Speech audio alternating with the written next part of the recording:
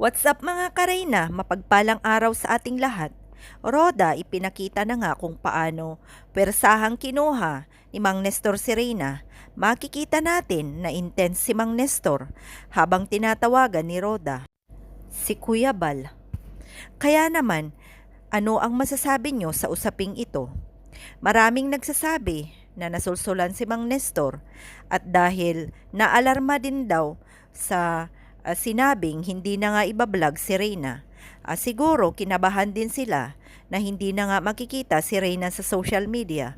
Kaya naman naalarma siguro si Mang Nestor at mga iba't ibang sponsors at mga supporters, mga individuals at syempre sa lahat-lahat ng mga OFWs na katulad ko ay talaga namang medyo kinabahan sa mga biglaang pangyayari.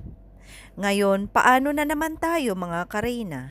Alam ko na mas kampante ang ating nararamdaman kung nakay Roda nga si Reyna.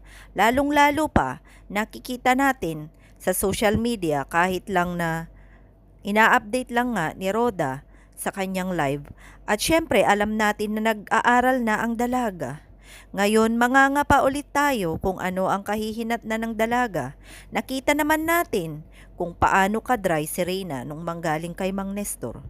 Ano kaya ang pinaglalaban ni Mang Nestor sa panahon ngayon mga kareyna? Sa hirap ng buhay ay hindi naman niya kayang alagaan dahil makikita naman natin na halos araw-araw ay namamasukan nga si Mang Nestor para sa kanilang pang-araw-araw.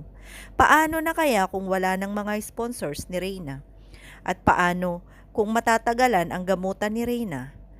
Kaya naman ano ang masasabi niyo mga kareyna? Alam natin na marami pa ring sponsors na talaga namang handang tumulong kay Reyna, pero kaya naman nilang tulungan kung nandun nga kay Roda. Ngunit sa kabilang banda, sa binitawang kasing salita ni Roda na wala siyang panahon sa mga sponsors at kung gustong magbigay ay magbigay at hindi niya wala siyang oras upang i-update araw-araw ang mga ito patungkol kay Reyna. Kaya naman, hindi natin malaman sa ngayon mga kareyna kung ano man ang punot dulo sa desisyon ni Mang Nestor. Ang sa kanya lang ay makita siguro si Reyna sa kanyang pamamahay. At syempre, kung nasulsulan man or meron man talagang nagsabi na mga hindi natin masabi na negative or gusto talagang ipagamot si Reyna at gusto nilang makita si Reyna, updated si Reyna araw-araw. So siguro magagawa yun ni Mang Nestor. Kaya naman mga kareyna, anuman or saan man dalhin ng tadhana si Reyna, katulad ng patuloy kong sinasabi, susundan natin siya.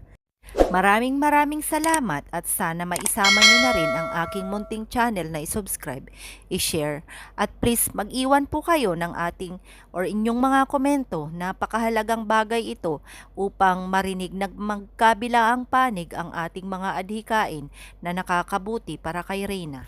At sana patuloy pa rin nating isama sa ating panalangin.